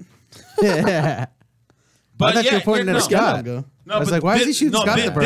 This is just a track day. This is like, hey guys. Yeah, it's a fun day. Come here and go balls out. There's 20-minute sessions. But I'll be honest with you, if you go and ride and $300. if you decide to go to a track day, This one we're going is $140. They're normally $300 to $400 For 20 minutes? no, it's 20-minute no. sessions all 20-minute day. sessions. For Oh, okay. I'm going, God damn. I'd No, say, No, for 8 hours. what the one fuck? You guys 20-minute got too much goddamn money. No, what Yeah, they do for is 8 they go hours. they set you up. It's usually 3 different tiers. Yes, so you have 3 like different tiers. beginner, medium, and advanced. Yes. And you go out for 20 minutes, you do as many laps as you can for 20 minutes, and then you come in for 40 minutes until your group gets sent out again. Oh, So you can take a break and eat snacks and tinker on your bike or whatever. But if you go to a track day like that with somebody like Zig or I, and we can keep up with you because I'm a little slower than Zig, we will, we'll critique you because we're instructors. We fucking do it without even trying. We just watch people now. Right. So if you're looking for a critique, it doesn't have to be at a TCT event. Just go with an instructor. Right? There you go. Which will be September 16th. Yeah. At Streets of Willow with Track Experience with an X Experience. Okay. So what you're saying is it's already a good deal, and it's even better because you get 2 instructors with you. If I'm going, I might go. I don't know yet. Still deciding. At least one. I want to do some shit on that high ball, dude. I think he's gonna go. I love my high cross ball country. on the track would be so fucking Don't get me wrong. fun. I Zig love. might jerk him off to get him to go. I No, fucking- dude, no, guaranteed. I swear to fucking God, dude, because if he goes with his fucking victory, dude, he's just like he pissing people off, dude. Oh yeah, I anger people. You'd be doing better track what times the than fuck the- is this guy? Well, because doing? my cross country has aftermarket exhaust on it, and so if I just roll off the throttle and come down a hill, it sounds like a fucking B12. Well, not only that, because like most of the guys up to in the beginner, intermediate, not the fucking fast guys, but Yeah. he's gonna be passing guys on sport bikes like GSXRs and ZXs. I felt really and bad because I passed Allie. CBRs, and people are going like, "What the? Get this fucking guy off the track, man! He's making me look real stupid." I passed one of my bosses at the last one. She's on a Suzuki V-Strom. She's like, she's just cruising. I was like, okay, she's my boss, so I don't want to make her look bad. But Now, if somebody passes Passed on the me, outside. like, if I'm doing track day and you're passing me, I see that as an opportunity to like watch and learn. yeah. I'm Well, like, I see if I was can, like, kind of just trying to ride your show tail off a a little little bit, and then I passed Allie, and then I couldn't pass Dave, and I was like, okay, well that's humbling a little bit because he was on a little baby bike. Well, shit, you know, I thought we were supposed to take a break, but fuck. Yeah, fucking Gandalf walked off. Mike disappeared, dude. Gandalf. Oh, he turned us off already. Did he? No, I'm just kidding. We're just sitting there both saying one another. No, for real though, like I love my cross country to death. That is a great bike. It is perfect for what it's designed to do. Going on cross country trips on that bike is a joy, especially because I put aftermarket bars on it, so it's a little bit taller. Great bike for doing what it's designed to do.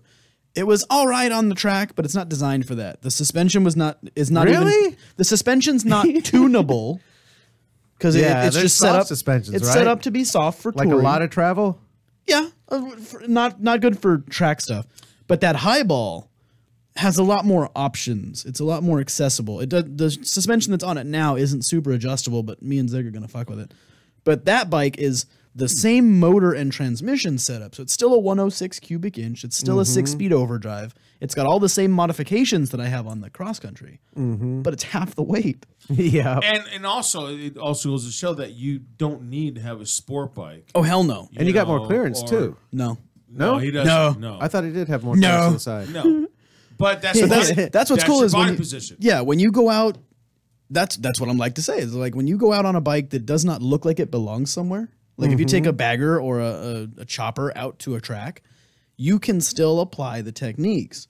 If you're still applying appropriate body position, good riding posture, you know, the slowing down enough coming in so you're not coming in too hot, choosing the right lines, you can keep up with sport bikes. And still out fast. And you got all that torque to come out of corners too, really Exactly. fast. I mean, when I'm on the track, I'm staying in third gear most of the time. Nice. Just using up, you know, second, third.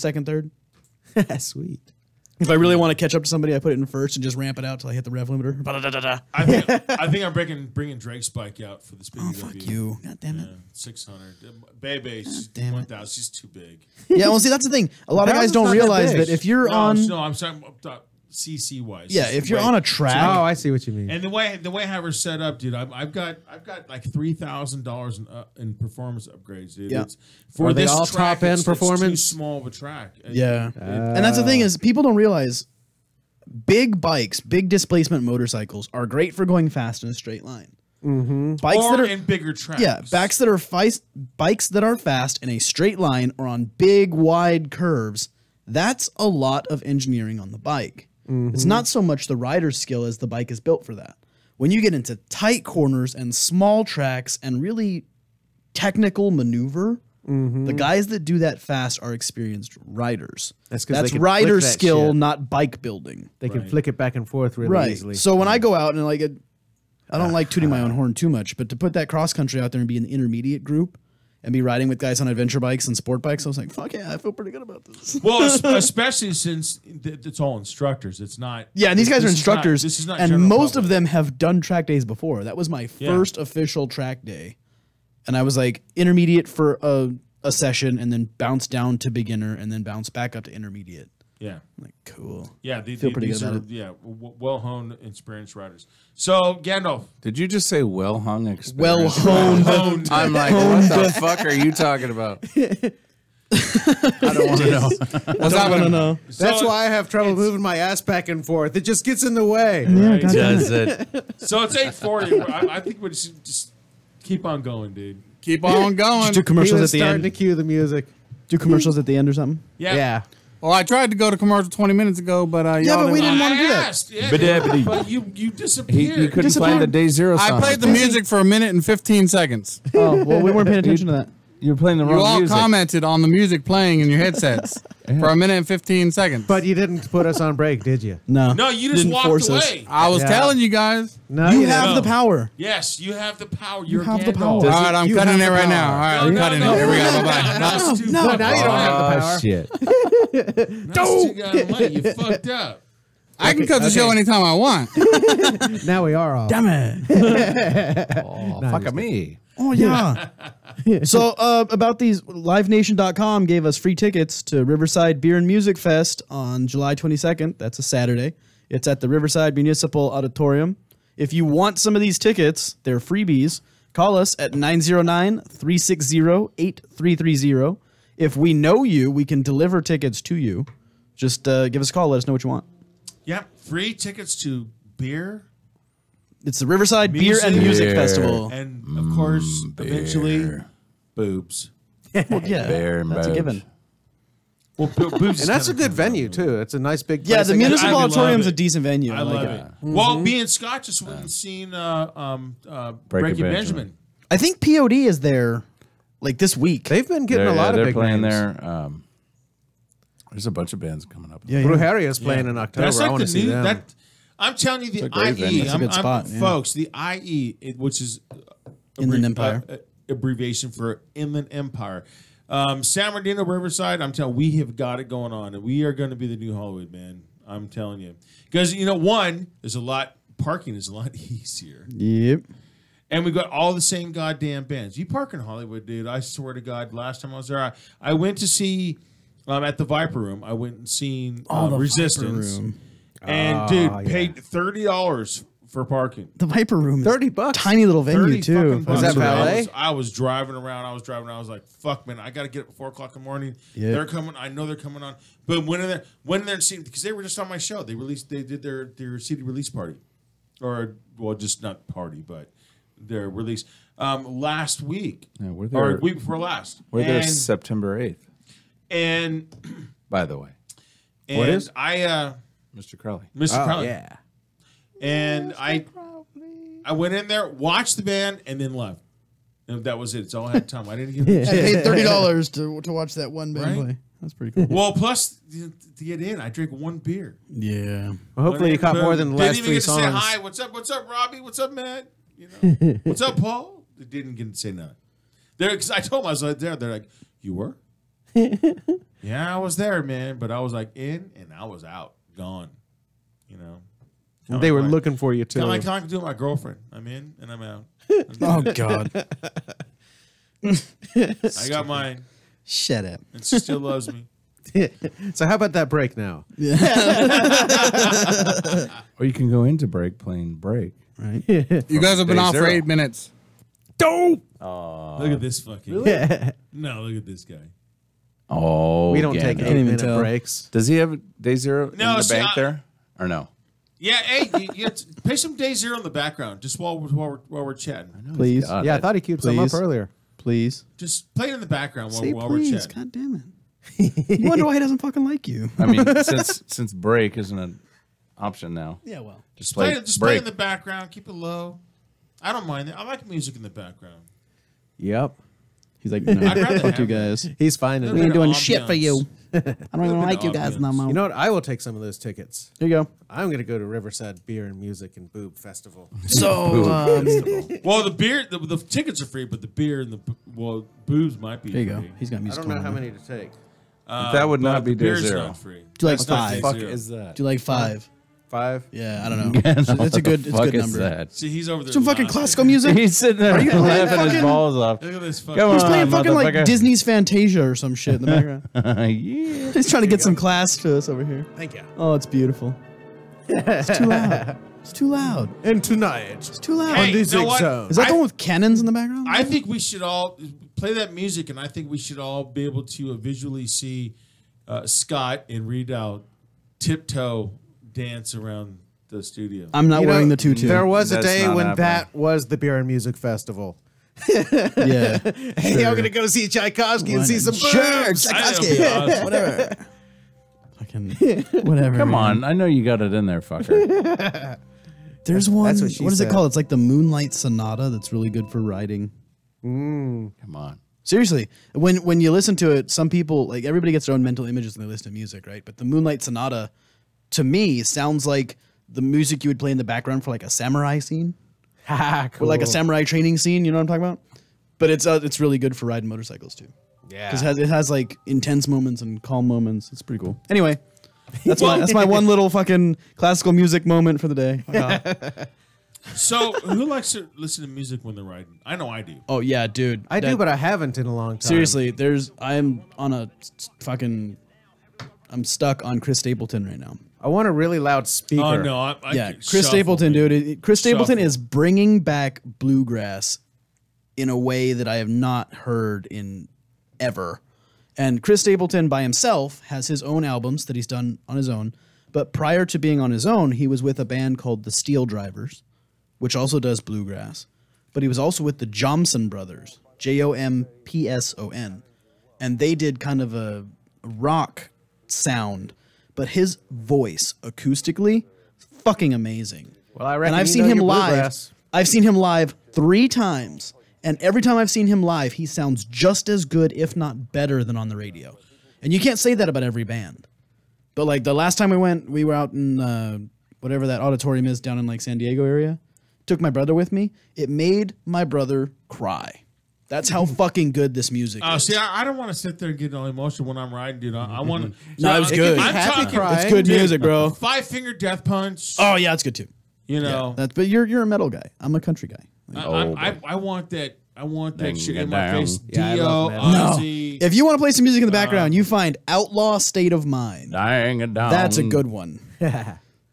I mean, Scott, if you were gonna be, if you're riding, you know, I can see you riding a Harley. I can't see you riding a sport bike. No. I would No, just, I would no just, suicycles. That's a V twin dude right there, man. Yeah. So if you're riding down the road, what music would you want to listen to? Roy and Jimmy have done this. The road. It would the have to road be music fucking thing. hard rock or metal or something. I can't do country. I'm sorry. That's fine. I'm not gonna judge you. Too twangy for me. Actually, it's funny. I used to get shit all the time because when I first got my cross country, I found it has an iPod jack in the saddlebag, and so I set my Pandora to like Flogging Molly and Dropkick Murphys and just played Irish music all the time.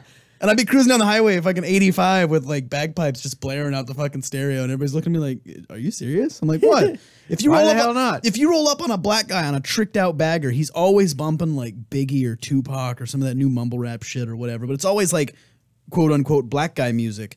I'm not a black guy. They I'm died, a white like, over guy 10 on a years V twin ago. bike with a badass stereo, so I play the music of my ancestors. He's like, fucking new guy went music. there. Fuck you! I want panpipes and bagpipes and fiddles while I'm on the fucking road. You know, Judge me. See this fucking guy just jumping off his bike in the rest area and doing that fucking mountain dancing. I've done bullshit. it. I've done it. I'm not very good at it, but I do it anyway because it's fun. I hop off my bike and it's playing fucking bagpipes, and then I pull off my bandana and I've got a fucking big ass red beard. They're like, "Oh, well, that makes sense." Have you ever been to the Shamrock down in Temecula? Oh no, but I want to go there now. Oh, you know, they have The Irish Shamrock. music all the time. Awesome. Can you do the accent? They do the I'm not ding, gonna ding, do ding, that. ding, ding, ding, and all that little Yeah, dancing. I'm not gonna shit. do that It's, on the radio. Pretty funny. You can fuck off, Dave. I was gonna say that would be funny to fuck with people, not to do Actually, it now. I get a kick out of it Shit, he because calls you Dave. I know Hey, what the hell? We're on the air. Don't I say can't do that, Dave. Now you know. Now you know he really means The fuck J off. Dave. It's like your parent. Actually, you know what's You know really what I funny? mean? We have when you fuck up as a kid, you No, then your it was parent Miguel. calls you. David, Your Esteban. parent calls you your first fucking name. You know, you're really fucked up when you get the middle name. Yeah, David And And you're a Vagina. dead man when you get the full yeah. name. Yeah. No, it's funny because Vagina. He straight up called you Dave. we have a coworker that's from Ireland, and she still has the accent, and she's my favorite. Well, I Oh, can't so say you get to favorite because I learn like it all my every day. coworkers. Oh, you can say her name. I love working with her because she's always on top of everything. She's like, Say her she's name. great on the range. No, leave me alone. Fuck off. He doesn't want to throw it under the bus No, for her accent. I'm not stuff. dropping. No, I'm not dropping names and shit. But she's cool. No, but that's like I always get a kick out of it because her family is from the same area where my family was from before we came over to America from Ireland. So I'm always asking her questions about like how stuff looks and how stuff is out there now. She's like, "Yeah, you should totally go there." But there's a thing called Celtic Rider that's Irish motorcycle tours. And the cheapest one is like 15 days for $8,500. Oh, But you don't understand. It covers the airfare to get out there, room and board while you're there, the bike, the tour guide, everything. It's That's all, actually- all You're You're basically inclusive. covering the entire 15 country days. in that amount of time, too. Right. It's like, we're dude, talking about 15 days of riding Oh, motorcycles, Ireland's not that big. across America. 15 days of riding Ireland's not that Ireland. I'd be You so could literally fucking do down. a grid across the entire place. dude, Ireland's only like the half the size of California. Yeah, you could hit everywhere on it. Yeah, that's what I'm saying. And there's a That's lot of pretty really good. beautiful nature there, Same. too. For That'd be a 15 cool-ass days? trip. I really want to go, but I don't have like $8,500 to just blow on some shit. But I think we should just. I could go on a trip or I could buy a motorcycle. Like, what do I choose? We're going to do a chaotic radio fundraiser. Yeah, GoFundMe, fucking Help send Reed Reed Dial home. Fuck off. You guys suck. No, that's pretty cool though, man. Like she's got a great attitude, and she's on an adventure bike too, so that's always cool because she's like Adrian's super short. Oh, she said it. She said it. Whatever. Fuck off. Adrian. I know her name. No, she's. I was being really stealthy. Awesome because I love Adrian's cool, man. She's super short, and she rides an adventure bike.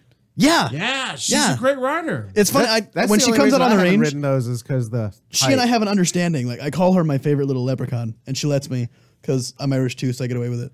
But it's always cool, like to watch the students listen to her talk because she has an accent, so they cock their head sometimes. Like, did she say what I think she said? She's like throttle. Well, you know what I think throws it off trottle? is that normally when you go into a range, okay, now Scott and JJ, let's say you're walking up to a range, you're gonna take the safety course, okay? I used to think you were always talking about a shooting range. Let's say even in the advanced course. Let's say you've already taken the safety course. Now you're on the advanced level. You want to come back and take the advanced course, and you walk up and you have this short Irish lady. She's like that walks 5'0". She doesn't say anything yet. So now here you are, and you walk up, and she walks up to you in front of the group, and you're like, what would be your first thought in your head? Let's start with Scott. You're going to take the advanced riding course. Okay. What am I portraying? Yeah, and you walk up and you're seeing the instructor. Yeah, you're standing and there the with 5 other instructor, people, and the instructor walks up to you, and she's a 5'0", glasses, flaming red hair. Didn't say nothing. Didn't say nothing to you. Didn't say nothing yet. You just seen her walking up because we have to wear a tire, so you know she's your instructor. What's the first thing in your head? The mini bikes are over there. Okay, very good. But JJ, Rude. But JJ, Is she hot? That's the first thing in my head. Well, I don't know. I mean, you don't have to answer. That's just I'm saying that's what I think. I can't say that. I'm not allowed to say that because because she's a coworker. Well, she's a coworker, and her husband is. Her husband's also an instructor. Yeah. Come on, guy, really? Actually, her husband's also an iron butt rider. He is. Nice. Yeah. Very good. So she comes walking up. What's the first? No, thought that in is your the head? first thought in my Is head. she Like hot? I'm just checking people Well, out. I'm just, without After that, I the like fucking girl hot riding. thing. We're talking. You have this female walking up to you that's like 5 foot nothing. I think it would just be like mad respect. Like, whoa, she's the teacher. That's cool as fuck. See, you only get 2 responses on that. Yeah, It's always either, ooh, a chick's gonna teach me? Yes. Or, yes, a chick's gonna teach me. Well, It's always one of the two. Well, actually, Seriously. here's what I notice is you get, oh man, I got a female instructor. I mean, I've already been in the classroom, whatever it was. I got a female instructor.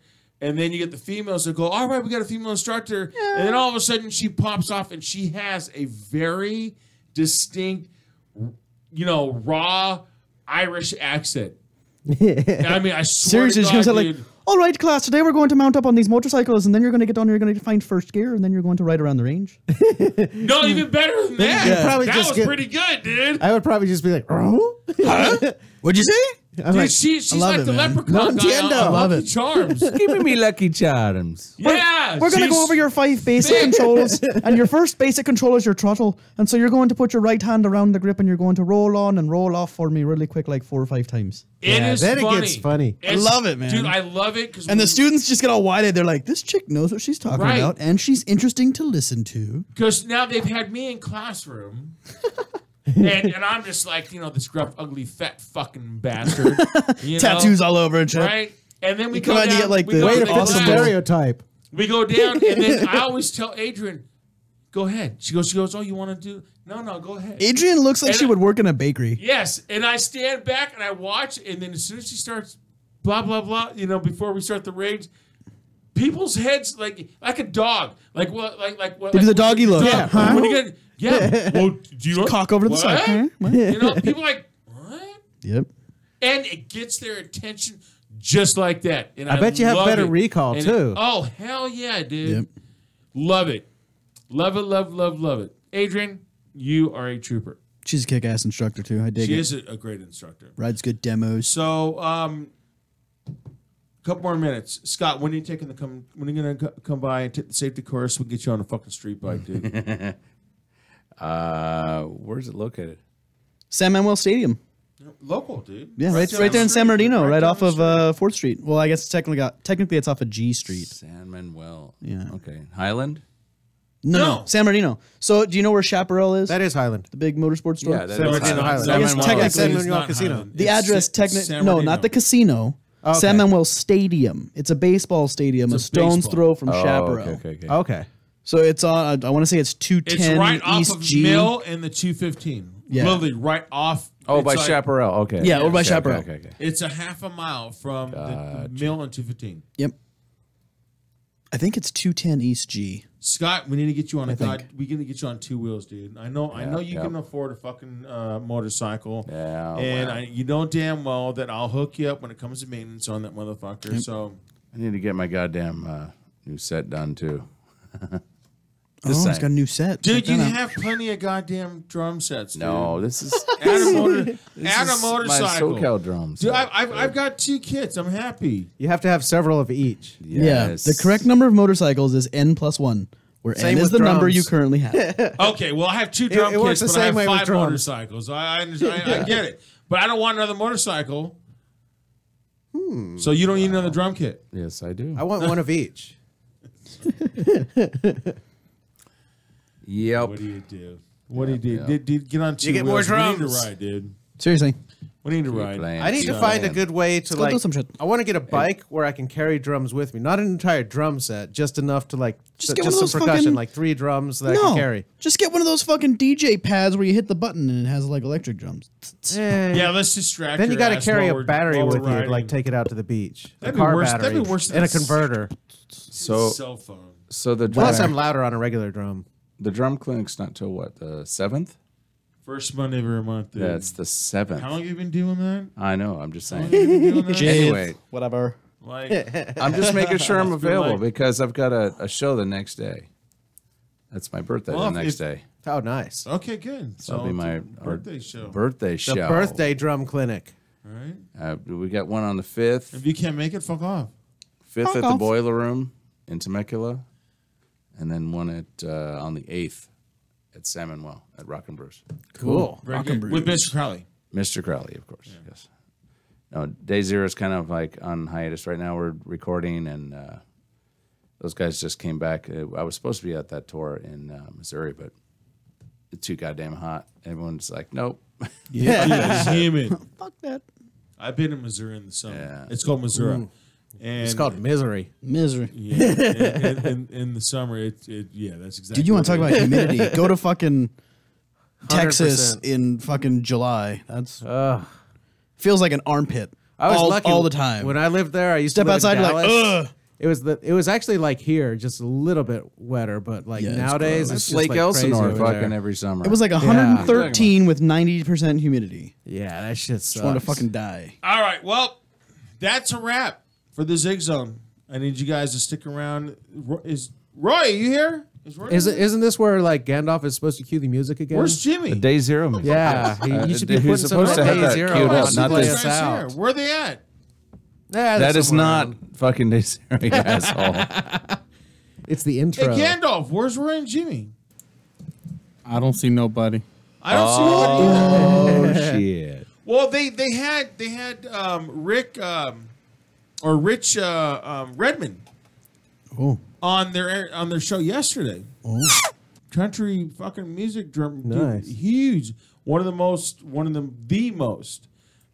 sought after drummers for country music. You know, what country western That's fucking music. cool, man. He's tons of people. You know that he's performed with, and which was awesome. I wanted to come in, but I was out, buying clothes for Roy's fucking wedding. Thank you very much, Roy, for getting married after I got fat. That's how it works. That was an expensive day. Close the show, Zig. I got I to spent a lot of money. Well, go fuck I know. I've been yourself. dancing for a while. If you would have went to break when I told you to go to break. Whatever. Fuck off. It was your fault for not stopping us. Yeah. See, and then he left his station. Yeah, There but- is no try. So I mean, so what's going on? Right? Oh, yeah, we have to stop. Yeah, we gotta stop. Yeah, because we got to play them commercials. Gotta stop, man. We have to stop. because they might have programmed replay of their show. They might be all burned out from coming in yesterday and having such a great time with Rich Redmond. So, anyways, thanks for tuning in to the Zig Zone Bike Rally, second Monday of every month. Next Monday, we have Dianthus coming in. Oh, cool. Sweet. So that's going to be a great show. Dianthus has been really hitting it hard. I'm really proud of my little cousins. They've been, really putting a lot of effort into the metal scene. They've just got done doing recording with some big hitters. I'm not going to reveal any names. They will do that when they come in next Monday. And Jessica, if you don't remember, she used to be with us on the drum panel, on the drum clinic. She was, yeah. Scott's her replacement.